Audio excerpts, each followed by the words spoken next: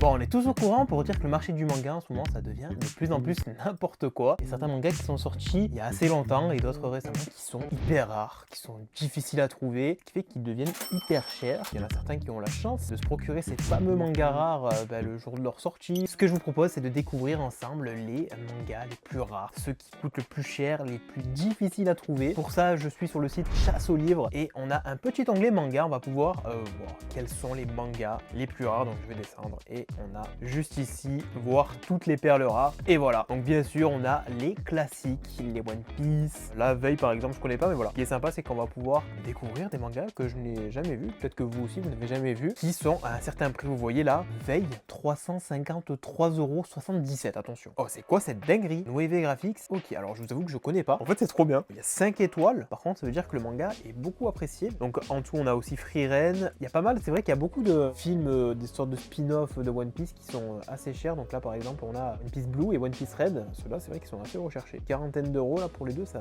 pique un petit peu. Et bien sûr, bah oui, mais de toute façon, les plus connus, les One Piece édition 20 ans, 107,91 €, un tome. Ah oui, d'accord. Ah oui, Solo Leveling, tome 10, édition collector à 43 €. Ok. Alors du coup, le collector, c'est quoi? Parce que j'ai l'impression que édition collector, donc c'est pas une jaquette réversible. En plus, c'est tome 10. Donc je pense que c'est un tome qui est sorti assez récemment. Donc, vous voyez, si vous l'avez. Et puis, sans ceux qui se sont procurés, ben voilà. Ah, par contre, les coffrets Lovecraft, je pensais pas qu'ils étaient aussi. What? Ah ouais. Parce que moi, j'ai le cauchemar d'Innsmouth avec ce coffret. Et c'est vrai que je m'étais dit que quand je continuerai les autres œuvres de Gutanabe, je me procurerai les coffrets, mais ok. Ils sont à ce prix-là. Ça pique un petit peu. Après, qu'est-ce qu'on a? On a Tsubasa, que je ne connais pas, mais le tome, vous voyez, il coûte 148,90 €. Mais c'est le 28e tome. Et je sais pas, c'est quoi? C'est une édition collector? C'est quoi?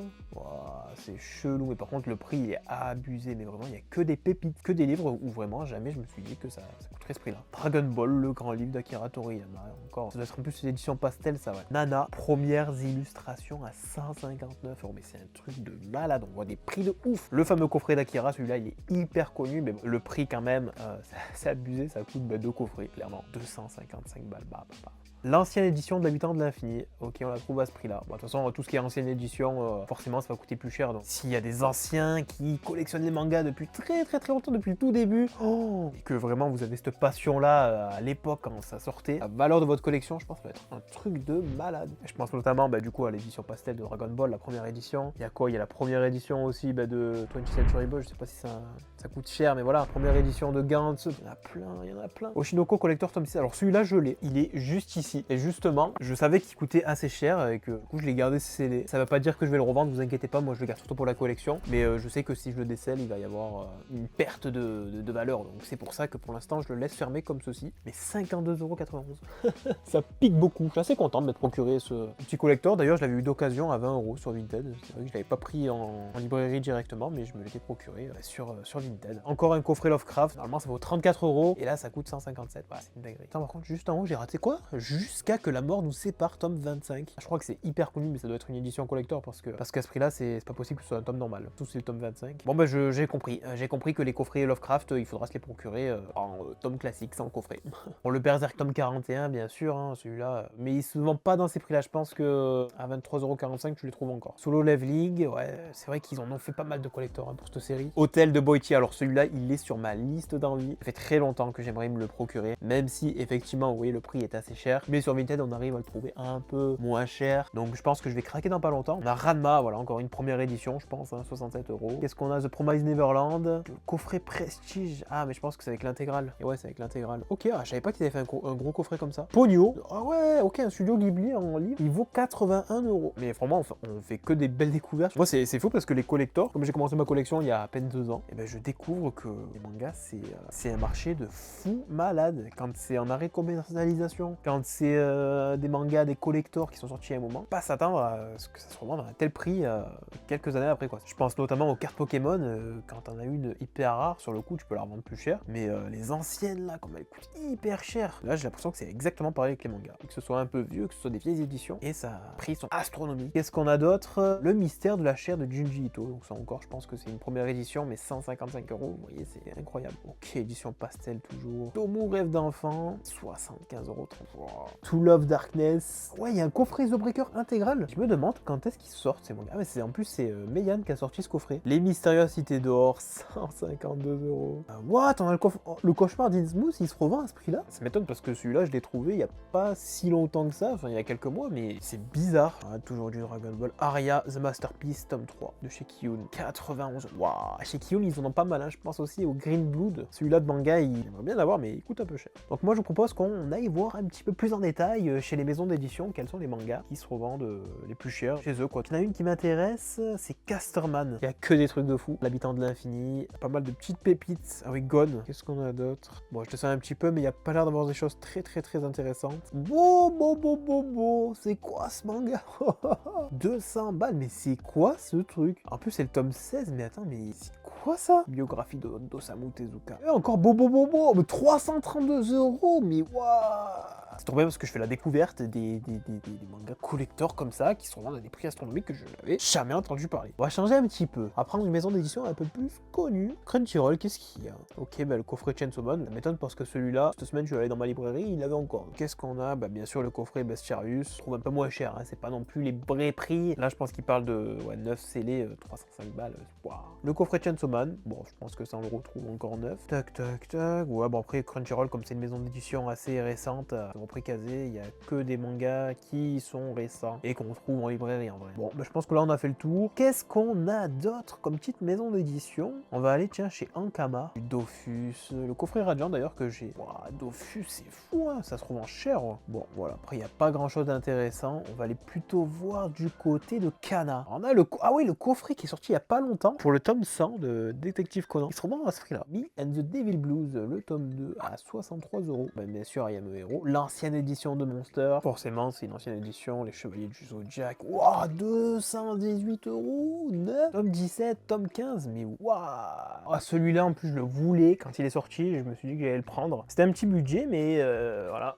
Maintenant il se revend à ce prix là. Il y a pas mal de petites choses sympas chez Kana. J'aimerais aller voir chez Pika. Celui-là on l'a déjà vu. Tsubasa c'est un truc de Holic. Tome 18, 112 €. Tsubasa encore. Alors ok, franchement je connaissais pas. Et je vois que les mangas ils seront hyper chers, c'est fou. Ah oui c'est vrai, celui-là je l'ai le tome 11 de Blue Lock. Le tome 11 je l'ai juste là et il se revend plus cher maintenant là. Je l'avais payé 11,50 €. N'hésitez pas à me dire un petit peu dans les commentaires vous quels sont les mangas les plus rares de votre collection. C'est vrai qu'il y a des fois où on se procure des séries, on ne doute pas que plus tard elles vont se revendre plus cher. L'atelier des sorciers collector à what 100 balles. Ah oui c'est un collector. Ouais c'est un collector. Quel tome celui-là? Ah c'est le tome 1. Ah oui l'attaque des titans aussi ceux-là. MPD Psycho. Ah oui il y a le School of the Dead. L'édition couleur elle est super belle. Par contre vous voyez les tomes. Oh, ils se revendent à un prix de fou. En plus là c'est le tome 7 donc forcément je crois que c'est le dernier qui était sorti. Mais imaginez-vous à l'époque dans la librairie quand vous rentrez et que vous voyez ces éditions à 14,95 €. Qu'est-ce qu'on a d'autre d'intéressant? Cowboy Bebop.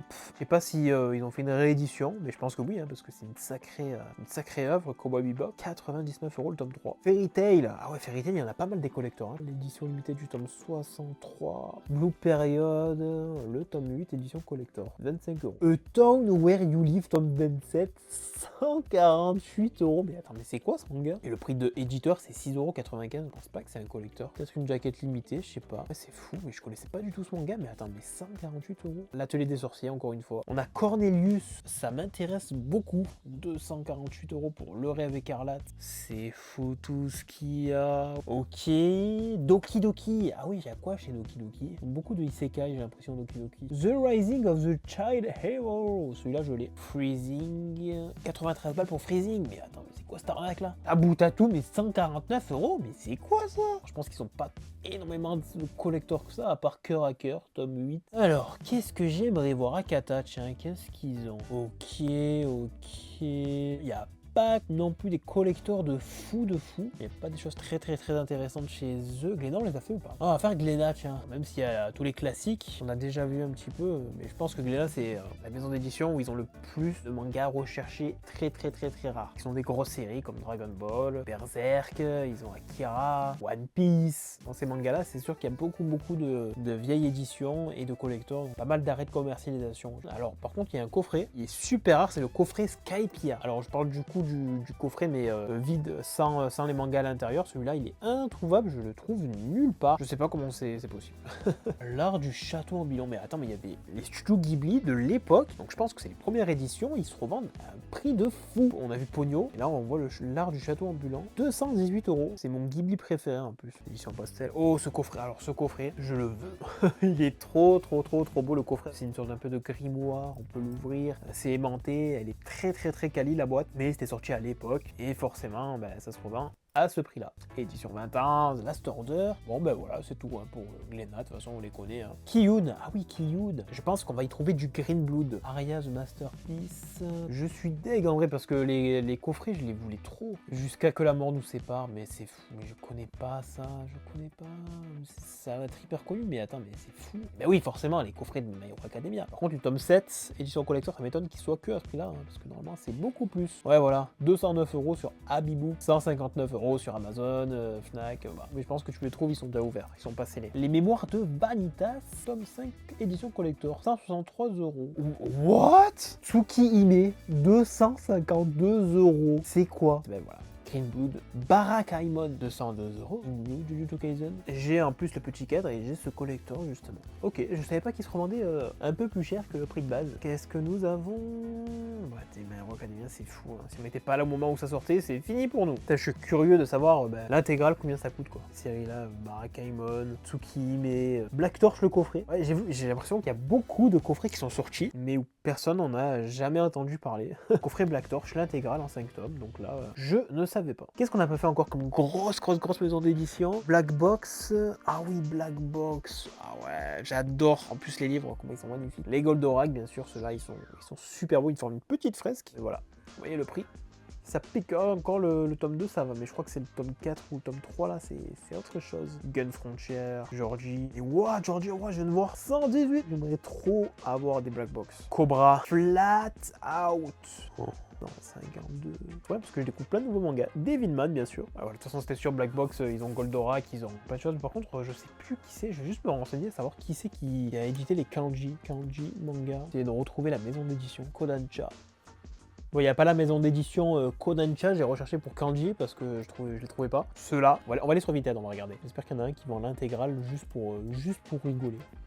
Voilà, regardez. Alors lui, il vend l'intégrale à 1000 € de kanji. Donc c'est vraiment les premiers, les tout premiers livres. Hein. Imaginez même pas à quel point ça là, ça c'est collector. Bon, après ils sont usés bien sûr, mais imaginez, à l'époque, vous achetez ça, vous les gardez bien précieusement, vous les scellez et vous attendez que les années passent. Et voilà, 1000 €. C'est tout bénef, mais c'est fou. Ça, c'est un trésor, ça. Mana Books, qu'est-ce qu'ils ont? Final Fantasy. Tonkam, on n'a pas fait. Ashin Knight. Ah oui, To Love Darkness et tout là, ça c'est rare aussi. Incroyable. Et oui, Tonkam, ils ont Junji Ito aussi, Spiral. What? Ah oui, la Perfect Edition de Battle Royale. Ah ouais, celle-là, elle est magnifique. Ça fait longtemps que j'aimerais commencer Battle Royale, mais je pense que je vais prendre des classiques. Mais cette édition, elle est trop belle, mais vraiment. Panini Manga, qu'est-ce qu'ils ont? Naoki Urasawa, le spin-off. Planète, la première édition. Dès le coup, voilà, To Love Darkness, 103 €. Qu'est-ce qu'il y a d'autre? La Loi du Temps, 42 €. Oh, oui, le fameux manga de Boichi et HE qui est là, donc vous voyez, ça se revend super cher. Une sacrée mamie, par contre, ça c'est. Ils ont fait une réédition, je crois que ça c'est l'ancienne.